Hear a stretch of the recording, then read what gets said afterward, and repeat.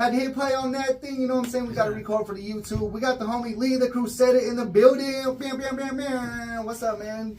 What up? Thank you for coming through. Thank you for having me again. I really appreciate it. This is sick. Heck yeah, dude. So this is not your first time on the show. Is it like your third time or second time? Third? Second.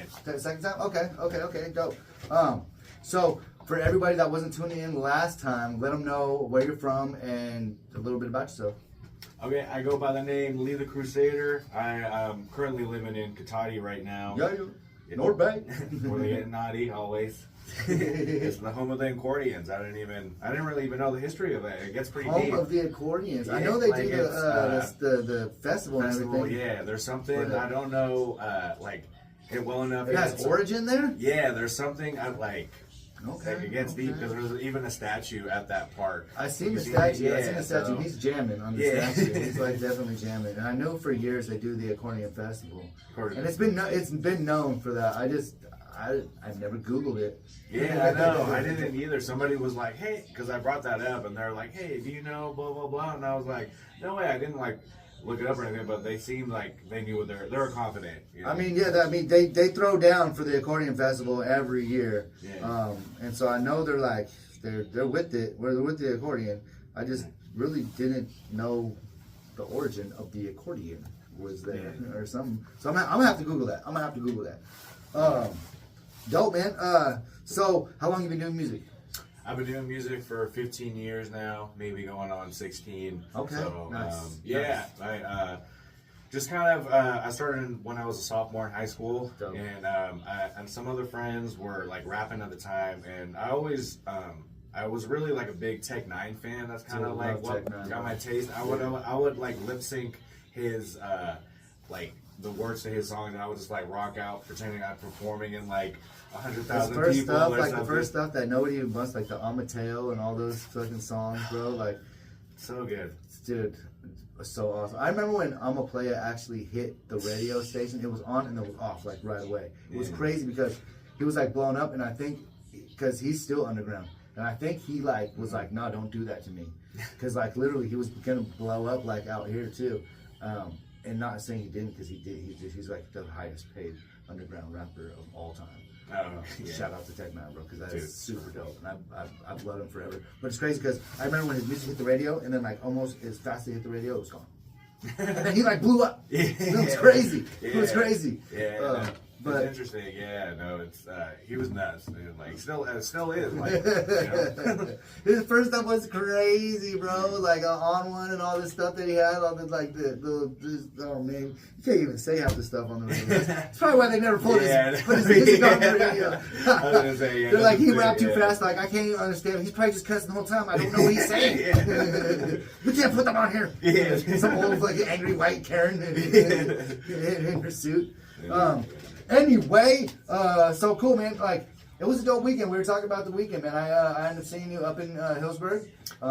Shout out to Joey. He's been doing the thing up there. Joey had his stuff going on. He was repping for the Purple and doing his 707 thing. Right. And then you had a show not too long ago that you put on. I did. A little festival. Tell us about that. Tell us how it went, man. It was good. So it's called Sonoma Sessions. I created it like a couple years ago, and I did it on my own. It was like super simple. I really didn't know what I was gonna do. My sister kind of brought that up. She was like, "Why don't you do that?" Because like sometimes people will, it's an outside space. So I live on a ranch, and so like we've had like family. So you do it at your spot? Yeah. So That's that is my actual house. You do it every year? Not every year. It's been 2 years. Okay. Since well, not this one, but since the last was 2 years. Okay. Well, That's second to cool. last, I guess. How many have you done so far? Just 2? In total, I've done like maybe like 6 or 7. Yeah, because I've definitely seen more than just 2. Yeah. So it's an annual thing, is pretty much. Yeah. Well, it was like 2 years since like it ever happened, but we were like doing it a couple times maybe like 2 or 3 times a year. Oh, that's pimp. So, but the last time was like 2023. That's that cool. was like the hey last man, party. as long as you keep it going, you know what I'm saying? Yeah. And I brought it back for the release, and it was cool. Yeah, we had San Quinn came through, and like shout out that. I was super bummed that I had to work. Blah blah blah blah. But it was the first time I met Kilo Kurt too. Oh really? I've seen him around. That's the homie, yeah, man. That's a good friend of mine. Yeah, he's hella chill. It's just like he's really any cool. like Fizz guy who I meet is just like. So they're straight up. I don't know. They're exactly. From our area. That's you know what's crazy is because a lot of the times like I'm from the city, so I'm not like knocking the city at all. But like I feel like they're more from like our area outside the like hubbub of like I'm just a star. Yeah. Because like in Vallejo, you could be a star and still just get like murked. You know what I'm saying? Right. And like so, I feel like they are hella humble.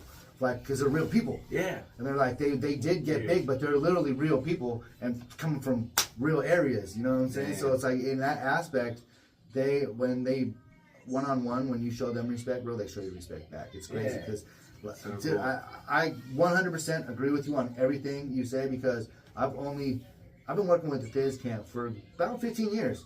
Kilo has made me, like, the DJ for SOBRBE before they actually blew up, and then ended up like hiring a DJ to go on tour with them. I did their very first show in the YMCA in Vallejo. That sounds great. It was for all ages, and it was crazy because like the opportunities of the show is just unreal. Like Coolio, the Underdog, all of them. Dude, Doobie's so funny. Yeah, you meet him and you hang out with him, bro. He's hilarious.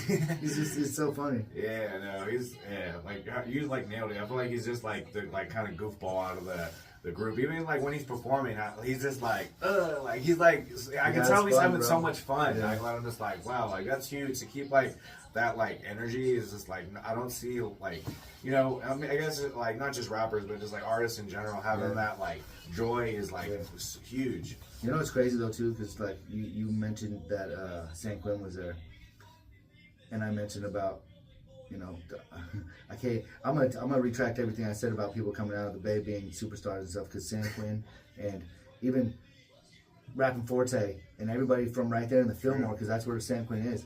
They show so much love, bro. They're so dope. They're like, and they are superstars too. That's the craziest part, dude. Like, it really is. I don't know. Maybe it's just the Bay. Maybe it's that Bay love.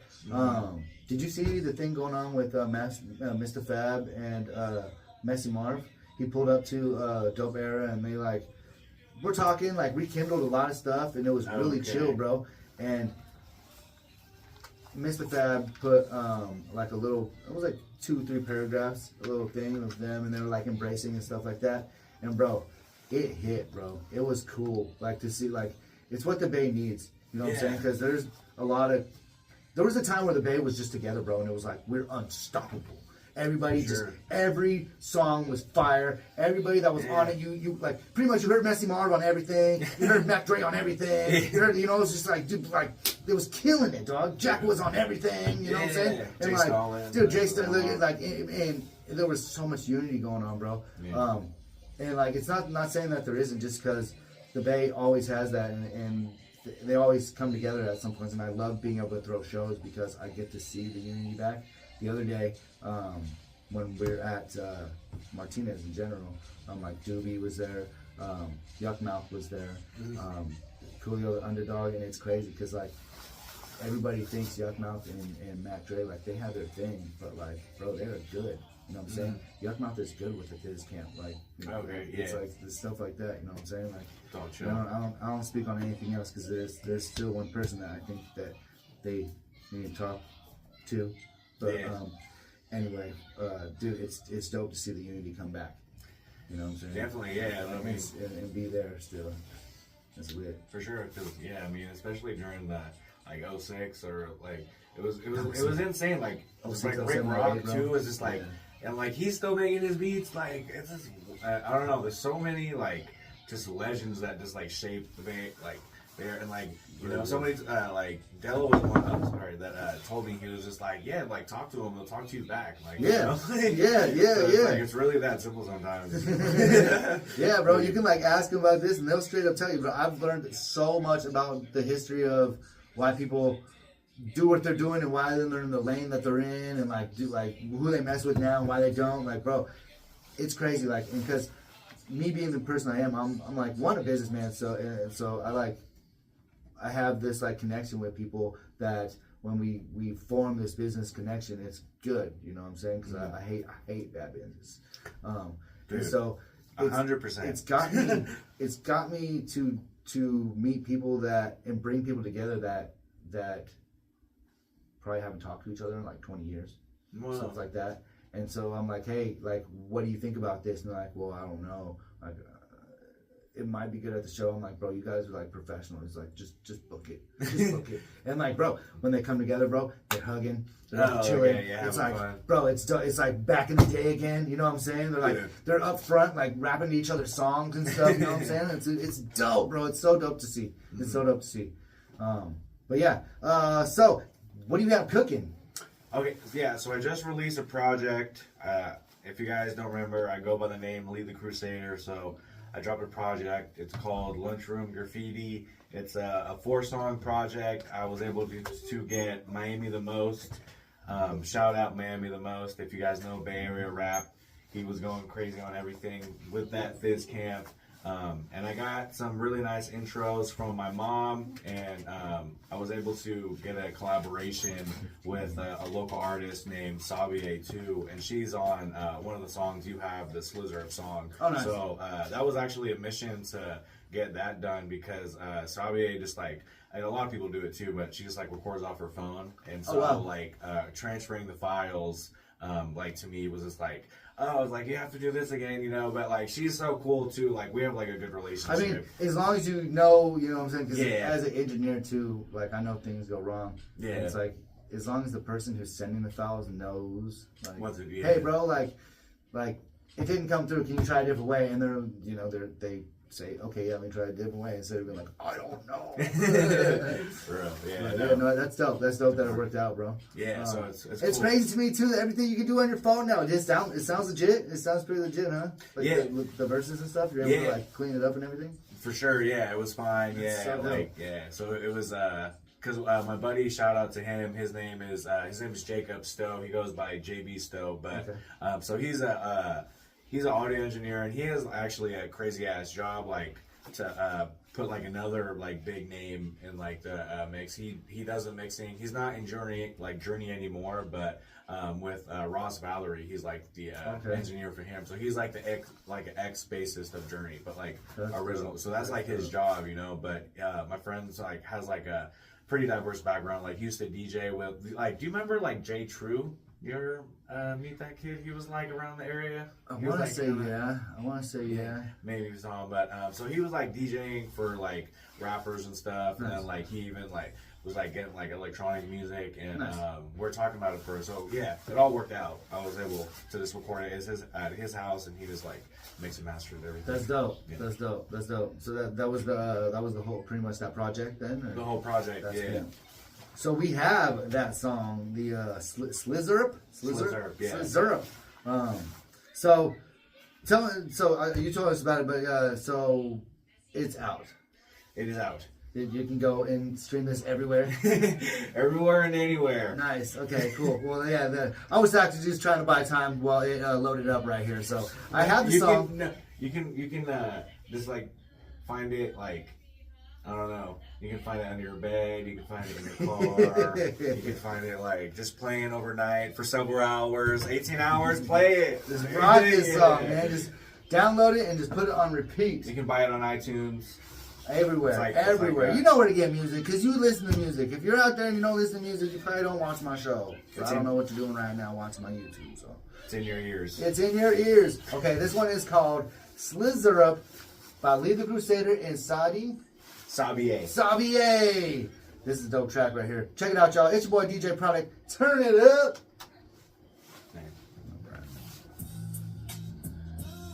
Ooh, listen to that shit. You remember this one? 707, baby.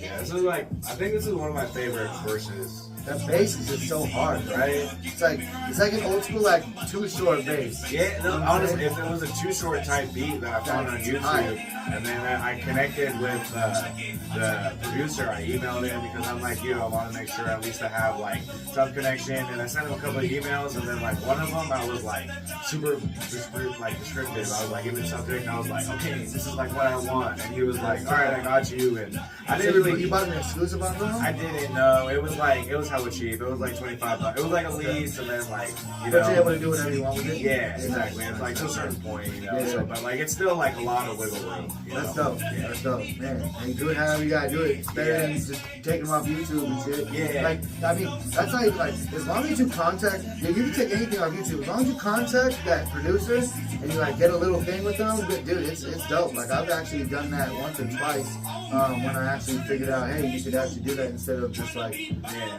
not. Right. But I have a really cool song that I put out, and I heard who was on it. I think like Baby Gas or somebody big did on the same beat too, and I was like, that's my beat, but still it was cool to hear it. Because the dude's not from the Bay that I got the beat from. It's like from the East Coast or something, and so it's tight that I found a producer that like really fucks with the Bay. But like really fucks with the Bay, but he's like not from here, and there's somebody else from the Bay dope found him too. I was like, that's actually really cool. I don't know, it's a cool song. It's like one of the ones I leased too, and I can do like 10,000 streams or some crap, some crazy shit like that. I can do like video and shit like that. Yeah. Right, yeah, because it kind of gets complicated sometimes. Like they're like, oh, like you can't perform it. Like you got like a camera going. That was like silly, yeah. I'm wondering how they find out shit went over like 10,000 views or streams or something like that too. It's like after 10,000, does that mean the revenue goes to you, or do I have to like file it, or like what do I have to do? Like, because even if like you go through like your ASCAP or something, like you don't necessarily even need to like include them, because it's not like Xing out yet. So it's like how do it, I guess it's only like it only really kind of makes sense once it like hits, That's anywhere, but I think too, like the producers have a different thing through ASCAP and BMI when they just publish just the beat. Oh, okay. They are definitely like has like a single and shit like that. So if anybody uses it like background on their fucking Instagram or anything like that, they actually get it. Okay. And a lot of times on the what's it called? when they do like a contest and they're like, use this beat, best verse fucking wins, they're getting paid on every single person that does that and posts it back on fucking YouTube because that beat is already published. Oh wow. So they're making hella money on that shit, and fucking people are still paying like $50 to submit the shit too. It's crazy. They make hella money on that. Damn. Yeah, no, it's like it's smart, a little like a little thing for the producers to do, but we're not gonna say that on the radio. That's a dope track right there, bro. That was a dope track. That was like super dope. We were talking about like the bass in that like brings me back to like Ant Banks, like Too Short, like dope stuff, like Too Short. I'm playing and all that. Like that's dope. I'm really glad with how that turned out. And like I said, as soon as I heard, there's some beats where you hear automatically and you're like, I need it. Like, I haven't like, I'll figure something, like I'll probably freestyle over it when I hear it, but it's just like a ding. Like, and that was one of the beats where I was Have you performed that one yet? I have. I performed with Sabi the first time ever at the Sonoma Sessions like release party. Okay. So that was the first time we performed it. But and that was technically your album release at that show. It was for this project. Exactly. It was like a soft release. Yeah, because we kept it like pretty. We didn't have too many performers to kind of hit up people like because I wanted like I wanted like a band and like a lot of like little things fall through. I didn't want to have like music be like the you have to focus on it. You know what I mean? I kind of wanted it. There's lots of other stuff going on. We're just like more like a mingle like party instead of like paying attention to like be like the main. So like kind of like a listening party. Yeah, / like, but then because like we did the only time like my song was playing was like during like my set, and then like Della was like doing like DJ stuff, or like some other people would like jump up like 5 minutes or something. Yeah, I saw a couple other people performing and stuff like that. You had Deep on there, I think, too, right? Or Nathan Max's Deep? No, they didn't pop. They didn't come. Yeah, who was it? It was somebody else then. There was I know I saw a couple other people perform. Friggin', There, do you but I was know, like, I know them. Yeah, he used to go by like LS Dom or like Dom Crash Out. Is like what is you know like Dom Crash Out. You know like the tent. Yeah. So yeah. he came through friggin'. I've seen him around, and then You know what's funny? So we met a long time ago, and then it's been a minute, and then I've seen him at like 3 shows all weekend. Like, like even the one last night. So I saw him at Hillsburg. And then I seen him the very next night. Yeah, last night at Paxton. Oh yeah. Yeah, that was dope. Yeah. So yeah, and then Louis. Like conventional. Of course, there. Always kills that it. Man. That man, dude, always kills he's it. He's a character and a half. So this other song you got before we get out of here, because we got about 5 minutes. Okay. Let's talk about the other one, the Slow Down. So that's off the project as well. Slow Down is off the project. And it's available to stream. It's out everywhere. Like I think, I think. I'm saying the thing again. This song means like the most to me for sure, just because like the story and everything behind it. The guy who made it is shout out my homie Kyle. His name's Kyle David. He goes by he's going now by Nep Dubs. He makes like electronic music, nice. But he works for actually Legion down in Center Oh yeah. So Dope studio. They do dope hooks for people. Yeah, so he made the beat, and then so I've known him for forever. So there was just like a lot of sentimental value, and just plus, like my experience, I really transformed it into this song. And I was like, I've tried to do that, and like it hasn't like come full circle, it hasn't really transitioned nicely, and this one was so effortless, and I felt like I was able to describe like my experience of what was going on with the song. So dope. Cool. Well, let's get into it before we run out of time, man. This one is called "Slow Down" by Lee the Crusader. Hey. Oh yeah, and then we should have just like 30 seconds to be able to shout out to some homies and stuff like that. Okay. When we come back. Sick. Yeah, we're pretty much done. Yeah, my bad. We'll start talking about some other stuff. No, dude, that was not like. I felt like the first time we were talking too, we always had like pretty good like. It's good combo. It's like organic, Yeah. It's not really. It's like we're talking about like music, but it's just like. We always have something to talk about though. That's something better, you know what I'm saying? Like, there's been some times where I have like the interview and like anything else to talk about. Like, do you want to talk about like anything else? Like, yeah. We're like, okay, well, tune in again next week. Come on. Like, yeah, no, definitely. It's always good when you like go past the stuff and fucking cover a lot of stuff. Do you have any shows coming up? Because we can talk to them right here. Do you have any shows coming up? I don't right now. I might like plan something with like I know like you have like stuff going on. I was thinking about that. I was more just like wanting to create like a lot of content for the project because it's called like Lunchroom Graffiti. So I was thinking of like going to like my old schools, like my childhood, and just like doing some rapping stuff there. Just like kind of like I don't think maybe I could get into some school because I do have a friend who's a teacher, but it wouldn't be like my old one, but at least like do it in like cool moments on the outside where like I have like memories and stuff. So that was kind of my like next goal, and I was just really trying to release more music too because I've had like stuff from the worst, but at least like really like that's what I need to do. Really like hunker down because I like the freaking doing the party like kind of kicked my ass, dude. I was just like I still am just like like throwing shows, dude, like that like after feeling, like and like plus I was sick to be honest, like during it, like I was like I got sick like the week before. That's rough. And the week leading up to the fucking show, dude, and then like I like feel like and like plus I'm like tired, I'm like on top of like stress and whatever, And then so I finally am like over it. It takes a lot out of you. People don't really understand. And it's crazy because like it's second nature to me because I've been doing it so long. I take it like as a job, like I gotta do it anyway. I'm gonna be here whether I'm fucking have to do it. But people don't realize it takes a fucking lot out of you because you're not just doing it that night. You're Exactly. all the way up into that night. So like shit after that. All right, brother. So I want to appreciate you for coming through. Thank you so much. Before we get out of here, do you want to shout out to anybody? We got about 30 seconds or so. 30 seconds. I'd like to shout out Sabier. Thank you for getting on Slizzer. I'd like to shout out my homie JB Stowe for engineering and mixing the whole thing. I'd like to shout out myself, Lee the Crusader, Lunchroom Graffiti. And I'd like to shout out Prodkast for having this platform available for us artists because this is huge.